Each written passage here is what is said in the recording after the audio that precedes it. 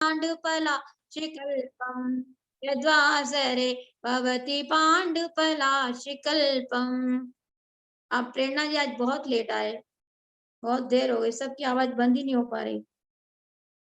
थोड़ा सा आप 7 बजे चालू करके रख लिया करो मोबाइल। संपूर्ण मंडल शशांक कलाकलाप शुभ्रा गुणास्त्री भुवनम तव लंघयन्ति एसंस्ति शास्त्री जगदीश्वर नाथमेकम कस्ता निवार्यति संचरतो यथेष्टम। सही बात है, 13 और 14 कल अपन ने पढ़ लिया था, आज फिर से उच्चारण हो गया है और अभी अपन 14, 15 और 16 भी पढ़ेंगे। संपूर्ण मंडल शशांक कला कलाप शुभ्रा गुणास्त्री भुवनम तव लंघयन्ति एसंस्ति शास्त्री जगदीश्वर नाथमेकम कस्ता निवारयति संचरतो यथेष्टम। आज 15 और 16 नंबर के श्लोक का नंबर है और 13, 14 भी अपन ने डबल पढ़ लिया है। भगवान का स्तोत्र है, कोई बात नहीं, सबको अच्छे से पढ़ने में आ जाएगा। आप सभी निकालिए 15 और 16 नंबर का श्लोक। चित्रम किमत्र यदि ते त्रिदशांग नाभिर नीतम मनागपि मनोन विकार मार्गम कल्पांत काल मरुता चलिता चलेन किम मंदराद्रि शिखरम चलितं कदाचित् चित्रं किमत्र यदि ते त्रिदशांगनाभिर्नीतं मनागपि मनोनिविकारमार्गं कल्पान्तिकालमरुता चलिता चलेन किमन्दराद्रिशिखरं चलितं कदाचित् चित्रं किमत्र यदि ते त्रिदशांगनाभिर्नीतं मनागपि मनो नैमिकरमार्गं कल्पान्तकालमरुता चलिता चलेन किमन्दराद्रिशिखरं चलितं कदाचित्। 16 नंबर 15 नंबर का हुआ।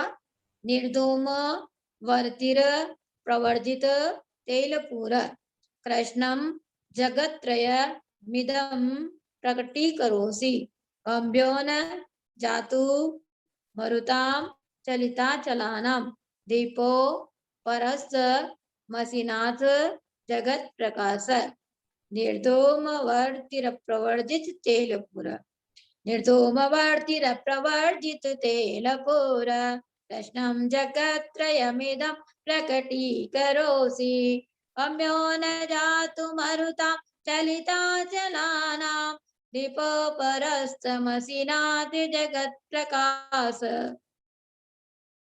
फिर से बोलेंगे अपन 15 और 16 को एक साथ में बोलेंगे।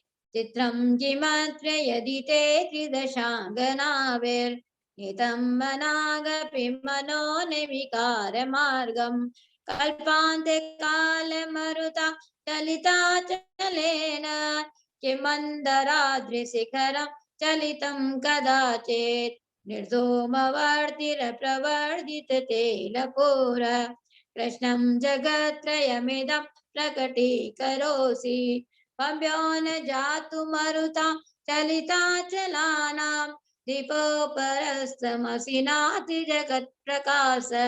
हमारा 15 और 16 नंबर का श्लोक हुआ। आप लोगों को कल जो सर्वोदय शिक्षण शिविर हमारे लगाया हुआ था, जो 10 दिन तक शिविर चल रहा था, शिविर में बहुत सारे बच्चे थे, कुछ बच्चे ही शायद इसमें से शिविरार्थी होंगे, तो उसमें जो शिविर में जो बच्चे बैठे होंगे उन सबको शॉर्टकट में थोड़ा थोड़ा पार्ट सारा ही बताया था। और इस जो अपनी पीडीएफ फाइल आपके पास में है, इसमें से प्रश्न आएंगे, इसमें से आपको एग्जाम देना है।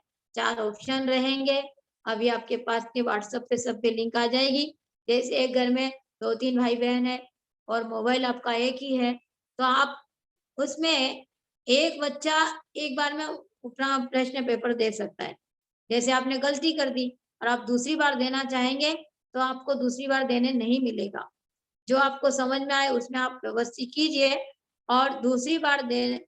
जो दूसरे बच्चे हैं तो वो बच्चे दूसरा मोबाइल नंबर डालकर, मोबाइल वही रहेगा लेकिन उसी में आप दूसरे का, अपने पापा का है, मम्मी का है, चाची का है, दादा का है या आपके रिलेशन में किसी का भी मोबाइल नंबर उस पर डालेंगे तो आपको दूसरी बार वो लिंक वापस खुल जाएगी और 1 घंटे का उसमें समय रहेगा। उस पेपर को हल करने का आपको 1 घंटा मिलेगा। 1 घंटे के अंदर आपको 2-3 भाई-बहन जितने भी हैं, आपको बैठ करके एग्ज़ाम देना है। मोबाइल नंबर आपको चेंज करना है। लिंक वो एक ही रहेगी, एक ही मोबाइल पर आप कर सकते हैं। बस मोबाइल नंबर जब पूछा जाएगा, तो उसमें मोबाइल नंबर आपको दूसरा डालना है। लेकिन अगर एक बच्चे ने डबल एग्ज़ाम देने की कोशिश की, मोबाइल नंबर बदल करके, तब भी वो नहीं दे पाएगा। इस बात का ध्यान रखिएंगे सब बच्चे लोग और ध्यान से सुनेंगे। एक मोबाइल पे 10 या 100 लोग भी पेपर दे पाएँगे, लेकिन मोबाइल नंबर चेंज करना पड़ेगा। परंतु एक बार में एक व्यक्ति एक ही बार पेपर देगा, डबल नहीं देने मिलेगा। किसी को भी डबल पेपर नहीं करना है। डबल नाम आपका आ गया और डबल देने की कोशिश भी की तो वैसे वो लिंक खुलेगी नहीं आपके नाम से, क्योंकि आपका नाम वो ही जाएगा। नाम आप चेंज नहीं कर सकेंगे, केवल मोबाइल नंबर चेंज करना है आपको, तो आपके नाम से एक बार ही पेपर होगा। एक व्यक्ति को एक बार पेपर देना है और यह परीक्षा कल दोपहर में आपके पास में अभी व्हाट्सएप पे पूरा उसमें आ चुका है। आपके पास व्हाट्सएप पे ये मैसेज आ गया है, आपके मम्मी-पापा के उसमें देख सकेंगे आप लोग। अब पीडीएफ फाइल तो बहुत सारी आ चुकी है और नहीं भी मिली तो कोई ज़रूरत नहीं है। बहुत बार हमने व्हाट्सएप पे डाली थी पीडीएफ फाइल, उसको आप पढ़ते रहना, देखते रहना, लेकिन चीटिंग करके कोई भी पेपर नहीं देना। नंबर मिले चाहे ना मिले, इनाम मिले चाहे ना मिले, लेकिन अपने दिमाग से पेपर करना। किसी को पूछ करके और 4 ऑप्शन में से आपको किस पे निशान लगाना, चीटिंग करोगे, पूछ-पूछ कर पेपर दोगे, तो आपको कुछ नंबर नहीं मिलने वाला। क्योंकि सामने वालों को अगर गलत याद होगा, तो आपको गलत बताएगा। इसलिए सभी बड़े, छोटे जो भी पेपर देंगे, इस बात का ध्यान रखेंगे कि एक बार में अपने नाम से एक ही पेपर आपको देना है। मोबाइल एक रहेगा, 100 लोग भी उस पे एग्ज़ाम दे सकते हैं, नंबर चेंज करने के बाद, लेकिन नाम चेंज नहीं कर सकते आप। जिस नाम से आपने एक बार पेपर डाला है, दूसरा उस नाम का फिर वो आप सोचो कि मैं अपना नाम बदल दूँ और अपना तो ऐसी मायाचारी कोई भी ना करे। झूठ छबल-कपट के साथ में एग्ज़ाम नहीं देना है और अपने भगवान ने जितना आपको सिखाए, जितना आपको याद है, आप अपना पेपर खोलेंगे और आपको एग्ज़ाम देना है, 1 घंटे का आपको समय मिलेगा।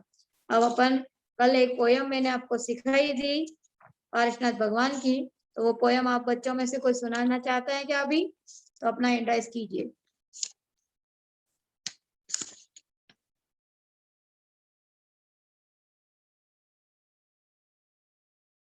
जो बच्चे पार्शनाथ भगवान की पोयम सुनाना चाहता हो, अपना हैंड राइज करो।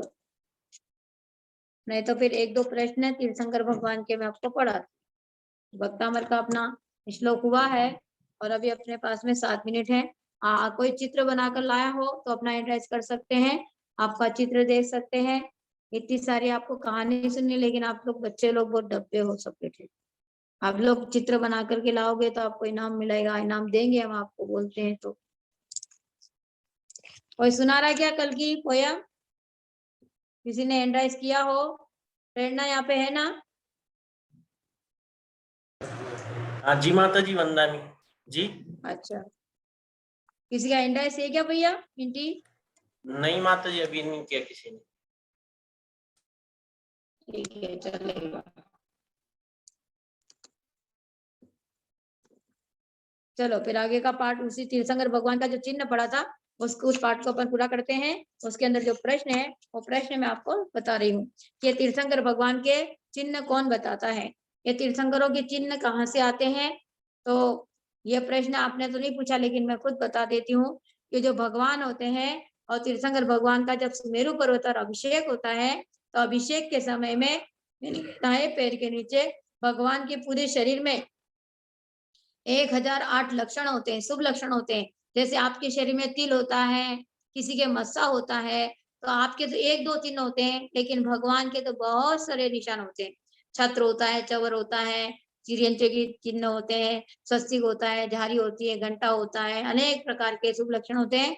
उसी प्रकार जो पैर का दायां अंगूठा होता है, तो पैर के दाएं अंगूठे के नीचे उसमें चिन्ह रहता है। उस चिन्ह को देखकर जब भगवान का अभिषेक हो जाता है, उसके बाद में इंद्र उनका निशान देखता है, चिन्ह देखता है और चिन्ह देख करके भगवान के नाम की घोषणा करता है कि ये भगवान आदिनाथ है और इन आदिनाथ भगवान का बेल का चिन्ह रहेगा। ये भगवान आदिनाथ चिन्ह के माध्यम से हमें पहचानने में आएंगे। हम कोई भी प्रतिमा देखते हैं तो प्रतिमा की पहचान चिन्ह के माध्यम से ही होती है। अगर आप चिन्ह नहीं देखेंगे तो भगवान को कैसे पहचानेंगे? जैसे व्यक्ति का नाम होता है, तो नाम से आप जानने जाते हैं कि भाई ये विजय है, ये चंदू है, ये मिंटी है, तो नाम के कारण व्यक्ति की पहचान होती है। उसी प्रकार भगवान को जो हम पहचानते हैं, प्रतिमाएँ जितनी मंदिर में बनाई जाती है, तो चिन्ह के कारण हम भगवान को पहचान पाते हैं कि ये बेल का चिन्ह देखा, बेल देखा भगवान के चरणों के नीचे, तो पता चल जाएगा आदिनाथ जी है।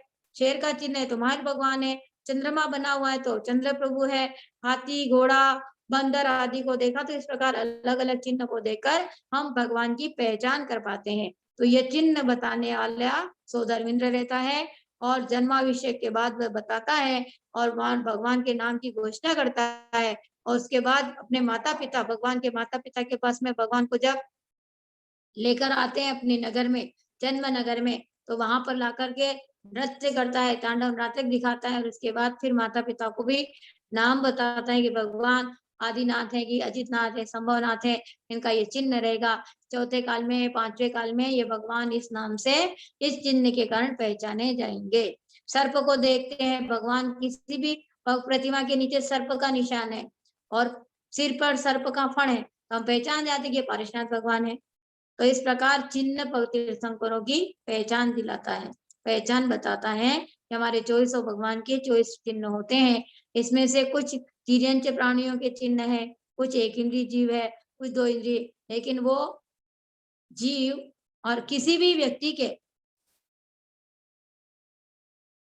आज प्रणाम सागर जी ने अगर पेपर बनाया होगा तो उनका भी एग्जाम हो जाएगा, वो स्वयं बताएँगे। अभी जिन-जिन के पेपर तैयार होकर आए होंगे, उनके 9-10 पेपर कल हैं। बाकी साधुओं के पेपर का अभी हमारे को मालूम नहीं है। व्हाट्सएप पे आप लोग के पास मैसेज आता रहेगा। ज़्यादा जानकारी मुझे नहीं है। जो-जो साधु ले आप लोगों की जिस-जिस क्लास में आप लोग पढ़े होंगे, वो साधु आपके पास में समाचार भेजेंगे। सारी जानकारी मेरे को नहीं है। हम जिन बच्चों को पढ़ाए हमने उन बच्चों का समाचार दे दिया।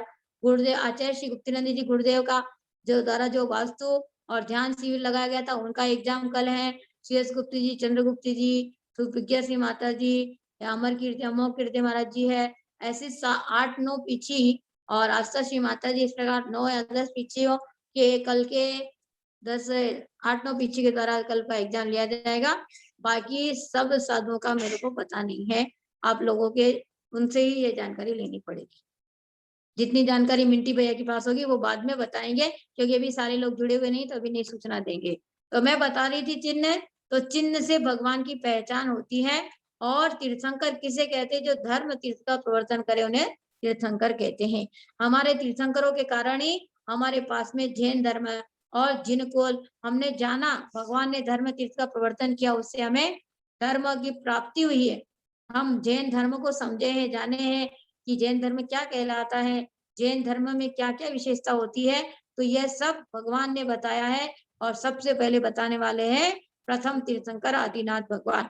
इस प्रकार जितने भी तीर्थंकर होते हैं वे सब धर्म तीर्थ का प्रवर्तन करते हैं और सबको हर प्राणी मात्र को धर्म का संदेश देते हैं, जीने की कला सिखाते हैं और मृत्यु को महोत्सव बनाने की कला सिखाते हैं। जीवन में किस प्रकार श्रावक के व्रत होते हैं, श्रावक और साधु का क्या धर्म होता है, वह सब भगवान हमें अपने धर्म के माध्यम से, अपनी वाणी के माध्यम से केवल ज्ञान होने के पश्चात अनंत अवस्था में दिव्य ध्वनि के माध्यम से भगवान जन-जन तक अपना धर्म पहुँचाते हैं। भगवान से हमें ये सब धर्म मिला है। तो इसलिए भगवान जो भी तीर्थंकर होते हैं उन्हें धर्म तीर्थ प्रवर्तक कहता है। तीर्थंकर की परिभाषा ही होती है कि तीर्थंकर किसे कहते हैं तो जो धर्म तीर्थ का प्रवर्तन करे। जो हमारे तीर्थ का नाम धर्म तीर्थ है तो ये नहीं, ये तो केवल तीर्थ का नाम है, लेकिन हमारे जो 24 तीर्थंकर भगवान हो चुके हैं उन सबने धर्म तीर्थ का प्रवर्तन किया है। जो कुछ बताया है जैन धर्म में अहिंसा, पंच महारथ, 5 संहिता, जितने साधुओं के मूल गुण, उत्तर गुण और श्रावक के व्रत, नियम, संयम, तप, त्याग, कैसा श्रावक होना, श्रावक को किस प्रकार अपनी दिनचर्या का पालन करना, जो कुछ बताया मेरे सब तीर्थंकरों ने बताया है। तो शुरुआत की इस पंचम काल की, इस चौथे युग काल में, वर्तमान काल में, अभी वर्तमान काल चल रहा है तो वर्तमान काल के प्रथम तीर्थंकर आदिनाथ भगवान और आदिनाथ भगवान से लेकर के इस प्रकार आदित्यनाथ, शंभुनाथ आदि 24 तीर्थंकर होते हैं और अभी हमारे महावीर भगवान का शासन चल रहा है। हम सब महावीर भगवान के शासन में है। तो महावीर भगवान ने भी जो आदिनाथ भगवान ने बताया था उसी का प्रवर्तन किया है। एक एक तीर्थंकर मोक्ष चले जाते हैं, फिर भगवान जन्म लेते हैं, फिर धर्म तीर्थ का प्रवर्तन करते रहते हैं। इस प्रकार धर्म तीर्थ का प्रवर्तन होता है। और 7 बार हमारे यहाँ धर्म तीर्थ विच्छेद भी हुआ था। पूर्ण रूप से धर्म समाप्त हो गया। उस समय ना मुनि रहे, ना कोई श्रावक बचा, केवल अधर्म ही अधर्म छा जाता है। जब हिंसा और पाप, अत्याचार, अन्याय बढ़ जाता है, तब कोई एक महापुरुष तीर्थंकर जन्म लेते हैं और इस धरती पर शांति छाती है, सुख शांति समृद्धि आती है। प्राणी धर्म करना सीखते हैं, देव शास्त्र गुरु की भक्ति करते हैं। धर्म मतलब देव शास्त्र गुरु की भक्ति करना, पूजन करना, अभिषेक करना, मुनियों का हर दान देना, अपने सत्कर्तव्य का पालन करना। इस प्रकार धर्म तीर्थ क्या होता है? ये धर्म में जो अच्छी चीजें हैं, जो अच्छे विचार है, सद्गुण है, वो सब हमारे भगवान सिखाते हैं। इस धर्म को जो सिखाने वाले होते हैं वो तीर्थंकर होते हैं। तीर्थंकर के बाद गणधर है, गणधर के बाद फिर मुनिराज, आचार्य, उपाध्याय, साधु, परमेष्ठी, एक के बाद परंपरागत सबको मिलता जाता है। इस प्रकार हमारे धर्म तीर्थ प्रवर्तन जो करे उसे तीर्थंकर कहते हैं। अगर मैं आपको पूछूं कि तीर्थंकर किसे कहते हैं, तो तीर्थंकर की परिभाषा क्या होगी? ये जो धर्म तीर्थ का प्रवर्तन करे उन्हें तीर्थंकर कहते हैं। छोटी सी परिभाषा कि जो धर्म तीर्थ का प्रवर्तन करे उन्हें तीर्थंकर कहते हैं। और ऐसे तीर्थंकर कितने होते हैं? वर्तमान काल के 24 तीर्थंकर, 24 भगवान के नाम। और ये भी अभी आपको प्रश्न मंच के माध्यम से चिन्ह और नाम पूछूंगी आप लोगों को। अभी अपना समय वापस हो रहा है, अपने को शाम की गुरु भक्ति और प्रभु की अर्चा आरती आदि करना है। तो अब हम नमोकार मंत्र के साथ में आज की सभा हम यही समाप्त करेंगे। आज आपको केवल 2 प्रश्न और 24 भगवान के चिन्ह कि तीर्थंकर कितने 24 होते हैं और तीर्थंकर का चिन्ह बताने वाला सोदरबिंद होता है। और चिन्ह के माध्यम से हम प्रतिमा की पहचान करते हैं। किसी भी प्रतिमा को पहचानना है तो चिन्ह के माध्यम से ही पहचानते हैं।